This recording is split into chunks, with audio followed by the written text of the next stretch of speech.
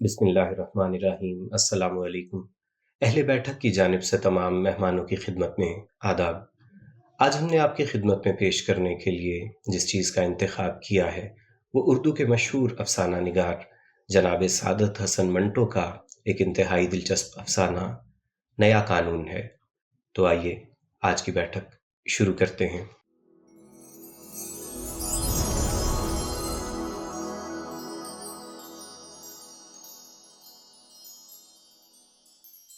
मंगू कोचवान अपने अड्डे में बहुत अक्लमंद आदमी समझा जाता था। वो उसकी तालीमी हैसियत सिफर के बराबर थी और उसने कभी स्कूल का मुंह भी नहीं देखा था, लेकिन इसके बावजूद उसे दुनिया भर की चीज़ों का इल्म था। अड्डे के वो तमाम कोचवान जिनको ये जानने की ख्वाहिश होती कि दुनिया के अंदर क्या हो रहा है, उस्ताद मंगू की वसी मालूमात से अच्छी तरह वाकिफ थे। पिछले दिनों जब उस्ताद मंगू ने अपनी एक सवारी से स्पेन में जंग छिड़ जाने की अफवाह सुनी थी तो उसने गामा चौधरी के चौड़े कंधे पर थपकी देकर मुदब्बिराना अंदाज में पेशगोई की थी, देख लेना गामा चौधरी, थोड़े ही दिनों में स्पेन के अंदर जंग छिड़ जाएगी। जब गामा चौधरी ने उससे ये पूछा था कि स्पेन कहाँ वाक़े है तो उस्ताद मंगू ने बड़ी मतानत से जवाब दिया था, विलायत में, और कहाँ। स्पेन की जंग छिड़ी और जब हर शख्स को पता चल गया तो स्टेशन के अड्डे में जितने कोचवान हुक्का पी रहे थे दिल ही दिल में उस्ताद मंगू की बड़ाई का एतराफ़ कर रहे थे। और उस्ताद मंगू उस वक्त माल रोड की चमकीली सतह पर तांगा चलाते हुए किसी सवारी से ताज़ा हिंदू मुस्लिम फसाद पर तबादला ख्याल कर रहा था। उस रोज़ शाम के करीब जब वो अड्डे में आया तो उसका चेहरा गैर मामूली तौर पर तमतमाया हुआ था। हुक्के का दौर चलते चलते जब हिंदू मुस्लिम फसाद की बात छिड़ी तो उस्ताद मंगू ने सर पर से खाकी पगड़ी उतारी और बगल में दाब कर बड़े मुफक्किराना लहजे में कहा, ये किसी पीर की बद्दुआ का नतीजा है कि आए दिन हिंदुओं और मुसलमानों में चाकू छुरियां चलती रहती हैं। और मैंने अपने बड़ों से सुना है कि अकबर बादशाह ने किसी दरवेश का दिल दुखाया था और उस दरवेश ने जलकर ये बद्दुआ दी थी, जा तेरे हिंदुस्तान में हमेशा फसाद ही होते रहेंगे। और देख लो, जब से अकबर बादशाह का राज खत्म हुआ है हिंदुस्तान में फसाद पर फसाद होते रहते हैं। ये कहकर उसने ठंडी सांस भरी और फिर हुक्के का दम लगाकर अपनी बात शुरू की। ये कांग्रेसी हिंदुस्तान को आज़ाद कराना चाहते हैं। मैं कहता हूँ अगर ये लोग 1000 साल भी सर पटकते रहें तो कुछ ना होगा। बड़ी से बड़ी बात यह हो जाएगी कि अंग्रेज चला जाएगा और कोई इटली वाला आ जाएगा या वो रूस वाला जिसकी बाबत मैंने सुना है बहुत तगड़ा आदमी है, लेकिन हिंदुस्तान सदा गुलाम रहेगा। हाँ, मैं ये कहना ही भूल गया, पीर ने ये बद्दुआ भी दी थी कि हिंदुस्तान पर हमेशा बाहर के आदमी राज करते रहेंगे। उस्ताद मंगू को अंग्रेजों से बड़ी नफरत थी और इस नफरत का सबब तो वो ये बतलाया करता था कि वो हिंदुस्तान पर अपना सिक्का चलाते हैं और तरह तरह के जुल्म ढाते हैं। मगर उसके तनफ्फुर की सबसे बड़ी वजह यह थी कि छावनी के गोरे उसे बहुत सताया करते थे और वो उसके साथ ऐसा सुलूक करते थे गोया वो एक जलील कुत्ता है। इसके अलावा उसे उनका रंग भी बिल्कुल पसंद न था। जब कभी वो गोरे के सुर्खो सफ़ेद चेहरे को देखता तो उसे मतली आ जाती। ना मालूम क्यों वो कहा करता था कि इनके लाल झुर्रियों भरे चेहरे को देखकर मुझे वो लाश याद आ जाती है जिसके जिस्म पर से ऊपर की झिल्ली गल गल कर झड़ रही हो। जब किसी शराबी गोरे से उसका झगड़ा हो जाता तो सारा दिन उसकी तबीयत मकद्दर रहती और वो शाम को अड्डे में आकर हिल मार्का सिगरेट पीते या हुक्के के कश लगाते हुए उस गोरे को जी भर कर सुनाया करता। ये मोटी गाली देने के बाद वो अपने सर को ढीली पगड़ी समेत झटका देकर कहा करता था, आग लेने आए थे, अब घर के मालिक ही बन बैठे हैं। नाक में दम कर रखा है इन बंदरों की औलाद ने, यूं रोब गांठते हैं गोया हम उनके बाबा के नौकर हैं। इस पर भी उसका गुस्सा ठंडा नहीं होता था। जब तक उसका कोई साथी उसके पास बैठा रहता वो अपने सीने की आग उगलता रहता। शक्ल देखते हो ना तुम इसकी, जैसे कोढ़ हो रहा है, बिल्कुल मुर्दार, एक धप्पे की मार। और गिटपिट यूं बक रहा था जैसे मार ही डालेगा। तेरी जान की कसम, पहले पहल जी में आई कि मलून की खोपड़ी के पुर्जे उड़ा दूं, लेकिन इस ख्याल से टल गया कि इस मरदूत को मारना अपनी हतक है। ये कहते कहते वो थोड़ी देर के लिए खामोश हो जाता और नाक को खाकी कमीज से साफ करने के बाद फिर बड़बड़ाने लग जाता। कसम है भगवान की, इन लाट साहिबों के नाज उठाते उठाते तंग आ गया हूँ। जब कभी इनका मनहूस चेहरा देखता हूँ, रगों में खून खौलने लग जाता है। कोई नया कानून वानून बने तो इन लोगों से निजात मिले। तेरी कसम, जान में जान आ जाए। और जब एक रोज उस्ताद मंगू ने कचहरी से अपने तांगे पर 2 सवारियां लादी और उनकी गुफ्तगू से उसे पता चला कि हिंदुस्तान में जदीद आइन का निफाज होने वाला है, तो उसकी खुशी की कोई इंतहा न रही।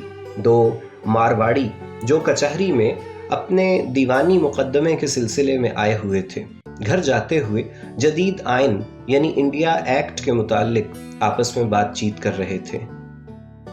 सुना है 1 अप्रैल से हिंदुस्तान में नया कानून चलेगा, क्या हर चीज बदल जाएगी?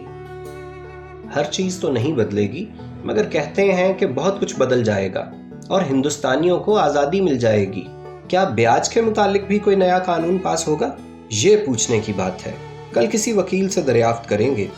इन मारवाड़ियों की बातचीत उस्ताद मंगू के दिल में नाकाबिले बयान खुशी पैदा कर रही थी।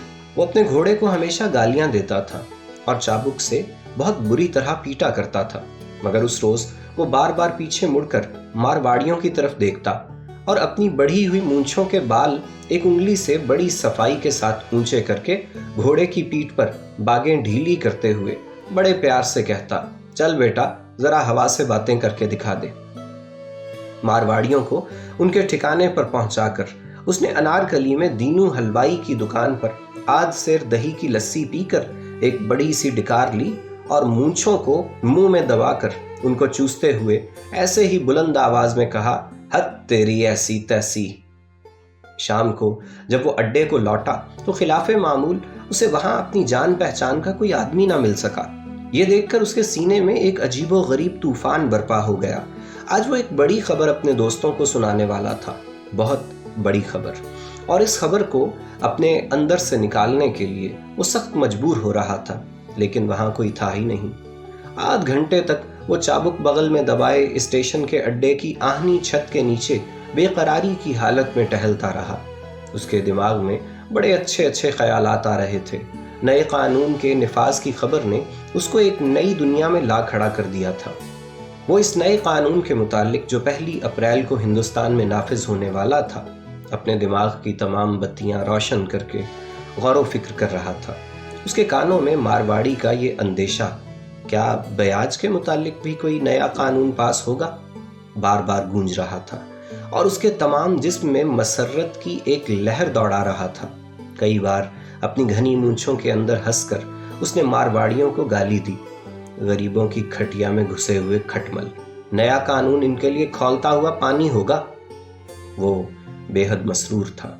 खासकर उस वक्त उसके दिल को बहुत ठंडक पहुंचती जब वो ख्याल करता कि गोरों, सफेद चूहों, वो उनको इसी नाम से याद किया करता था, कि थूथनियां नए कानून के आते ही बिलों में हमेशा के लिए गायब हो जाएंगी।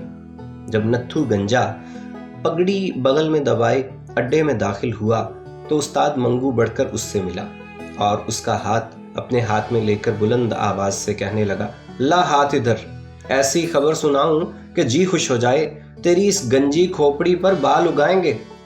और ये कहकर मंगू ने बड़े मजे ले लेकर नए कानून के मुतालिक अपने दोस्त से बातें शुरू कर दी। दौराने गुफ्तगू में उसने कई मर्तबा नत्थू गंजे के हाथ पर जोर से अपना हाथ मारकर कहा, तू देखता रह क्या बनता है, ये रूस वाला बादशाह कुछ ना कुछ जरूर करके रहेगा। उस्ताद मंगू मौजूदा सोवियत निज़ाम की इश्तराकी सरगर्मियों के मुतालिक बहुत कुछ सुन चुका था और उसे वहाँ के नए कानून और दूसरी नई चीज़ें बहुत पसंद थीं। इसीलिए उसने रूस वाले बादशाह को इंडिया एक्ट यानी जदीद आइन के साथ मिला दिया और 1 अप्रैल को पुराने निज़ाम में जो नई तब्दीलियां होने वाली थीं वो उन्हें रूस वाले बादशाह के असर का नतीजा समझता था। कुछ अरसे से पेशावर और दीगर शहरों में सुर्खपोशों की तहरीक जारी थी। मंगू ने इस तहरीक को अपने दिमाग में रूस वाले बादशाह और फिर नए कानून के साथ खल्त मल्त कर दिया था। इसके अलावा जब कभी वो किसी से सुनता कि फलां शहर में बम साज पकड़े गए हैं या फलां जगह इतने आदमियों पर बगावत के इल्ज़ाम में मुकदमा चलाया गया है, तो इन तमाम वाक़यात को नए कानून का पेश खैमा समझता और दिल ही दिल में खुश होता। ایک روز اس کے تانگے میں 2 بیرسٹر بیٹھے نئے آئین پر بڑے زور سے تبادلہ خیال کر رہے تھے اور وہ خاموشی سے ان کی باتیں سن رہا تھا۔ ان میں سے ایک دوسرے سے کہہ رہا تھا، جدید آئین کا دوسرا حصہ فیڈریشن ہے جو میری سمجھ میں ابھی تک نہیں آ سکا۔ فیڈریشن دنیا کی تاریخ میں آج تک نہ سنی نہ دیکھی گئی۔ سیاسی نظریہ سے بھی یہ فیڈریشن بالکل غلط ہے، بلکہ یوں کہنا چاہیے کہ یہ کوئی فیڈریشن ہے ہی نہیں۔ ان بیرسٹروں کے درمیان جو گفتگو ہوئی اس میں بیشتر الفاظ انگریزی کے تھے، اس لیے استاد منگو صرف اوپر کے جملے ہی کو کسی قدر سمجھا اور اس نے کہا کہ یہ لوگ ہندوستان میں نئے قانون کی آمد کو برا سمجھتے ہیں اور نہیں چاہتے کہ ان کا وطن آزاد ہو۔ چنانچہ اس خیال کے زیر اثر اس نے کئی مرتبہ ان 2 بیرسٹروں کو حقارت کی نگاہوں سے دیکھ کر کہا، ٹوڈی بچے۔ جب کبھی وہ کسی کو دبی زبان میں ٹوڈی بچہ کہتا تو دل میں یہ محسوس کر کے بڑا خوش ہوتا کہ اس نے اس نام کو صحیح جگہ استعمال کیا ہے، اور یہ کہ وہ شریف آدمی اور ٹوڈی بچے کی تمیز کرنے کی اہلیت رکھتا ہے۔ اس واقعے کے تیسرے روز وہ گورنمنٹ کالج کے 3 طلباء کو اپنے تانگے میں بٹھا کر مزنگ جا رہا تھا کہ اس نے ان 3 لڑکوں کو آپس میں یہ باتیں کرتے سنا، نئے آئین نے میری امیدیں بڑھا دی ہیں۔ اگر صاحب اسمبلی کے ممبر ہو گئے تو کسی سرکاری دفتر میں ملازمت ضرور مل جائے گی، ویسے بھی بہت سی جگہیں اور نکلیں گی، شاید اسی گڑبڑ میں ہمارے ہاتھ میں بھی کچھ آ جائے۔ ہاں کیوں نہیں، وہ بیکار گریجویٹ جو مارے پھر رہے ہیں ان میں کچھ تو کمی ہوگی۔ اس گفتگو نے استاد منگو کے دل میں جدید آئین کی اہمیت اور بھی بڑھا دی۔ وہ اس کو ایک ایسی چیز سمجھنے لگا جو بہت چمکتی ہو، نیا قانون۔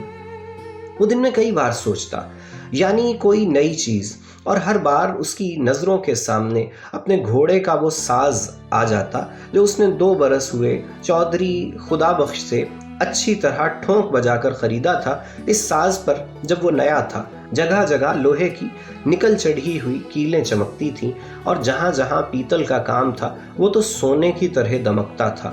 اس لحاظ سے بھی نئے قانون کا درخشاں و تاباں ہونا ضروری تھا۔ 1 اپریل تک استاد منگو نے جدید آئین کے خلاف اور اس کے حق میں بہت کچھ سنا، مگر اس کے متعلق جو تصور وہ اپنے ذہن میں قائم کر چکا تھا بدل نہ سکا۔ وہ سمجھتا تھا کہ 1 اپریل کو نئے قانون کے آتے ہی سب معاملہ صاف ہو جائے گا، اور اس کو یقین تھا کہ اس کی آمد پر جو چیزیں نظر آئیں گی ان سے اس کی آنکھوں کو ٹھنڈک پہنچے گی۔ آخرکار مارچ کے 31 دن ختم ہو گئے اور اپریل کے شروع ہونے میں رات کے چند خاموش گھنٹے باقی رہ گئے۔ موسم خلاف معمول سرد تھا اور ہوا میں تازگی تھی۔ 1 اپریل کو صبح سویرے استاد منگو اٹھا اور استبل میں جا کر گھوڑے کو جوتا اور باہر نکل گیا۔ اس کی طبیعت آج غیر معمولی طور پر مسرور تھی۔ وہ نئے قانون کو دیکھنے والا تھا۔ اس نے صبح کے سرد دھندلکے میں کئی تنگ اور کھلے بازاروں کا چکر لگایا، مگر اسے ہر چیز پرانی نظر آئی، آسمان کی طرح پرانی۔ اس کی نگاہیں آج خاص طور پر نیا رنگ دیکھنا چاہتی تھیں، مگر سوائے اس کلغی کے جو رنگ برنگ کے پروں سے بنی تھی اس کے گھوڑے کے سر پر جمی ہوئی تھی، اور سب چیزیں پرانی ہی نظر آ رہی تھیں۔ یہ نئی کلغی اس نے نئے قانون کی خوشی میں 1 مارچ کو چودھری خدا بخش سے 14.5 آنے میں خریدی تھی۔ گھوڑے کی ٹاپوں کی آواز، کالی سڑک اور اس کے آس پاس تھوڑا تھوڑا فاصلہ چھوڑ کر لگائے ہوئے بجلی کے کھمبے، دکانوں کے بورڈ، اس کے گھوڑے کے گلے میں پڑے ہوئے گھنگرو کی جھنجھناہٹ، بازار میں چلتے پھرتے آدمی، ان میں سے کون سی چیز نئی تھی؟ ظاہر ہے کہ کوئی بھی نہیں، لیکن استاد منگو مایوس نہیں تھا۔ ابھی بہت سویرا ہے، دکانیں بھی تو سب کی سب بند ہیں، اس خیال سے اسے تسکین تھی۔ اس کے علاوہ وہ یہ بھی سوچتا تھا، ہائی کورٹ میں 9 بجے کے بعد ہی کام شروع ہوتا ہے، اب اس سے پہلے نئے قانون کا کیا نظر آئے گا؟ جب اس کا تانگا گورنمنٹ کالج کے دروازے کے قریب پہنچا تو کالج کے گھڑیال نے بڑی رعونت سے 9 بجائے۔ جو طلباء کالج کے بڑے دروازے سے باہر نکل رہے تھے خوش پوش تھے، مگر استاد منگو کو نہ جانے ان کے کپڑے میلے میلے سے کیوں نظر آئے۔ شاید اس کی وجہ یہ تھی کہ اس کی نگاہیں آج کسی خیرہ کن جلوے کا نظارہ کرنے والی تھی۔ تانگے کو دائیں ہاتھ موڑ کر وہ تھوڑی دیر کے بعد پھر انارکلی میں تھا۔ بازار کی آدھی دکانیں کھل چکی تھیں اور اب لوگوں کی آمد و رفت بھی बढ़ गई थी। हलवाई की दुकानों पर गाहकों की खूब भीड़ थी। मनियारी वालों की नुमाइशी चीजें शीशे की अलमारियों में लोगों को दावत नज़ारा दे रही थीं, और बिजली के तारों पर कई कबूतर आपस में लड़ झगड़ रहे थे। मगर उस्ताद मंगू के लिए इन तमाम चीजों में कोई दिलचस्पी नहीं थी। वो नए कानून को देखना चाहता था, ठीक उसी तरह जिस तरह वो अपने घोड़े को देख रहा था। जब उस्ताद मंगू के घर में बच्चा पैदा होने वाला था तो उसने 4-5 महीने बड़ी बेकरारी से गुजारे थे। उसको यकीन था कि बच्चा किसी न किसी दिन जरूर पैदा होगा, मगर वो इंतजार की घड़ियां नहीं काट सकता था। वो चाहता था कि अपने बच्चे को सिर्फ एक नजर देख ले, उसके बाद वो पैदा होता रहे। चुनांचे इसी गैर मगलूब ख्वाहिश के ज़ेरे असर उसने कई बार अपनी बीमार बीवी के पेट को दबा दबा कर और उसके ऊपर कान रख कर अपने बच्चे के मुताल्लिक कुछ जानना चाहा, मगर नाकाम रहा। एक मर्तबा वो इंतजार करते करते इस कदर तंग आ गया था कि अपनी बीवी पर बरस पड़ा। तू हर वक्त मुर्दे की तरह पड़ी रहती है, उठ जरा चल फिर, तेरे अंग में थोड़ी सी ताकत तो आए, यूं तख्ता बने रहने से कुछ ना हो सकेगा। तू समझती है कि इस तरह लेटे लेटे बच्चा जन्म देगी। उस्ताद मंगू तबन बहुत जल्दबाज वाक़ई हुआ था। वो हर सबब की अमली तश्कील देखने का ख्वाहिशमंद था, बल्कि मुतजस्सस था। उसकी बीवी गंगा देवी उसकी इस किस्म की बेकरारियों को देखकर आम तौर पर यह कहा करती थी, अभी कुआं खोदा नहीं गया और प्यास से निढाल हो रहे हो। कुछ भी हो, मगर उस्ताद मंगू नए कानून के इंतजार में इतना बेकरार नहीं था जितना कि उसे अपनी तबीयत के लिहाज से होना चाहिए था। वो नए कानून को देखने के लिए घर से निकला था, ठीक इसी तरह जैसे वो गांधी या जवाहरलाल के जुलूस का नज़ारा करने के लिए निकला करता था। लीडरों की अजमत का अंदाज़ा उस्ताद मंगू हमेशा उनके जुलूस के हंगामों और उनके गले में डाले हुए फूलों के हारों से किया करता था।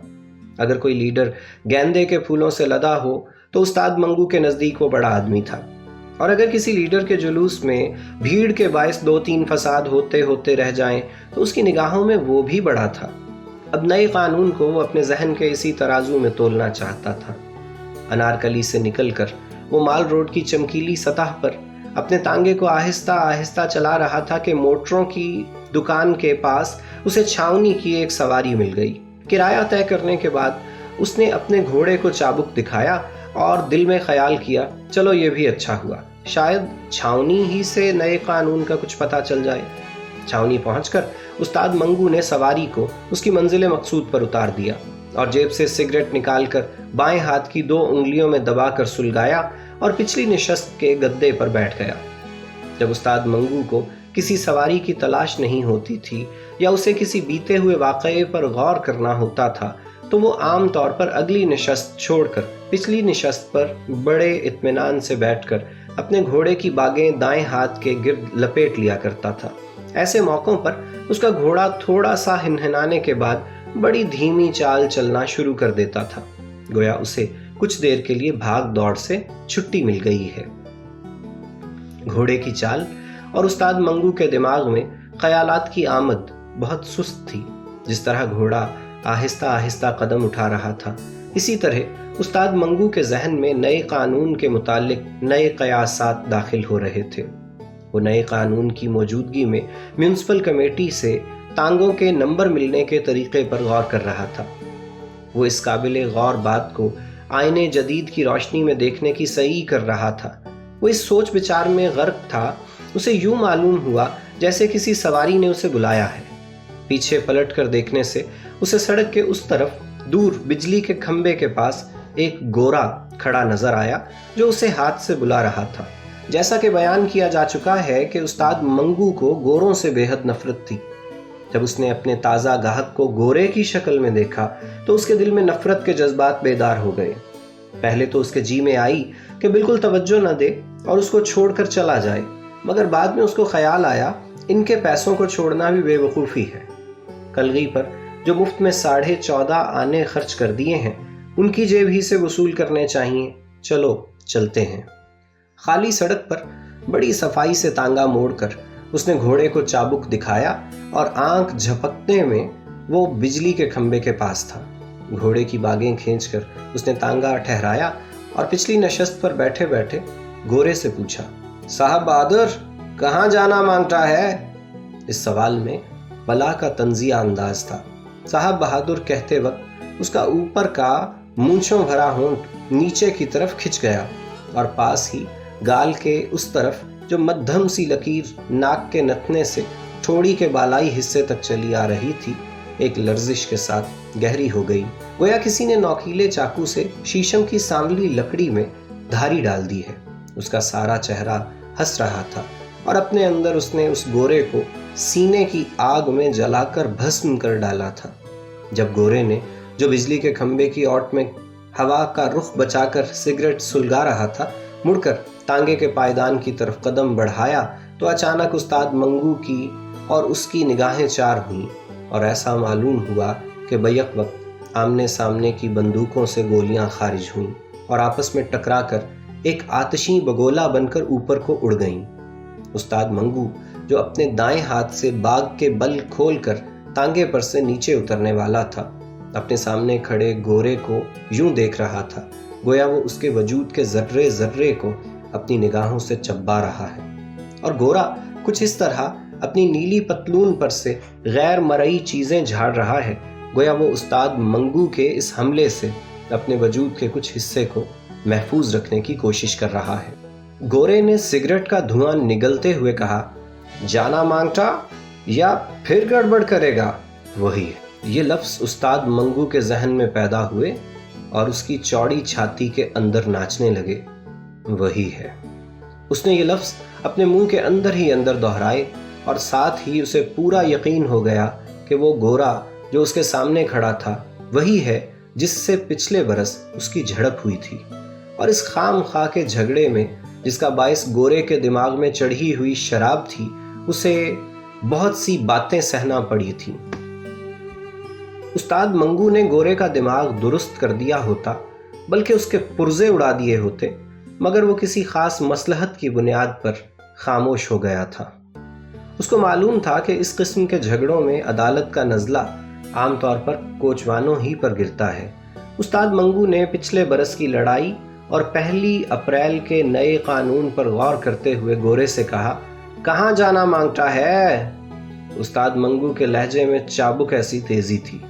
گورے نے جواب دیا، ہیرا منڈی۔ کرایہ 5 روپے ہوگا؟ استاد منگو کی مونچھیں تھرتھرائیں۔ یہ سن کر گورا حیران ہو گیا۔ وہ چلایا۔ یہ کہتے ہوئے استاد منگو کا داہنا بالوں بھرا ہاتھ بھینچ کر ایک وزنی گھونسے کی شکل اختیار کر گیا۔ کیوں جاتے ہو یا بیکار باتیں بناؤ گے؟ استاد منگو کا لہجہ زیادہ سخت ہو گیا۔ گورا پچھلے برس کے واقعے کو پیش نظر رکھ کر استاد منگو کے سینے کی چوڑائی نظر انداز کر چکا تھا۔ وہ خیال کر رہا تھا کہ اس کی کھوپڑی پھر کھجلا رہی ہے۔ اس حوصلہ افزا خیال کے زیر اثر وہ تانگے کی طرف اکڑ کر بڑھا اور اپنی چھڑی سے استاد منگو کو تانگے پر سے نیچے اترنے کا اشارہ کیا۔ بید کی یہ پالش کی ہوئی پتلی چھڑی استاد منگو کی موٹی ران کے ساتھ 2-3 مرتبہ چھوئی۔ اس نے کھڑے کھڑے اوپر سے پست قد گورے کو دیکھا، گویا وہ اپنی نگاہوں کے وزن ہی سے اسے پیس ڈالنا چاہتا ہے۔ پھر اس کا گھونسا کمان میں سے تیر کی طرح سے اوپر کو اٹھا اور چشم زدن میں گورے کی ٹھوڑی کے نیچے جم گیا۔ دھکا دے کر اس نے گورے کو پرے ہٹایا اور نیچے اتر کر اسے دھڑا دھڑ پیٹنا شروع کر دیا۔ ششدر و متحیر گورے نے ادھر ادھر سمٹ کر استاد منگو کے وزنی گھونسوں سے بچنے کی کوشش کی، اور جب دیکھا کہ اس کے مخالف پر دیوانگی کی سی کیفیت طاری ہے اور اس کی آنکھوں میں سے شرارے برس رہے ہیں، تو اس نے زور زور سے چلانا شروع کیا۔ اس کی چیخ پکار نے استاد منگو کی باہوں کا کام اور بھی تیز کر دیا۔ وہ گورے کو جی بھر کے پیٹ رہا تھا اور ساتھ ساتھ یہ کہتا جا رہا تھا، 1 اپریل کو بھی وہی اکڑ فوں، 1 اپریل کو بھی وہی اکڑ فوں، اب ہمارا راج ہے بچے۔ لوگ جمع ہو گئے اور پولیس کے 2 سپاہیوں نے بڑی مشکل سے گورے کو استاد منگو کی گرفت سے چھڑایا۔ استاد منگو ان 2 سپاہیوں کے درمیان کھڑا تھا۔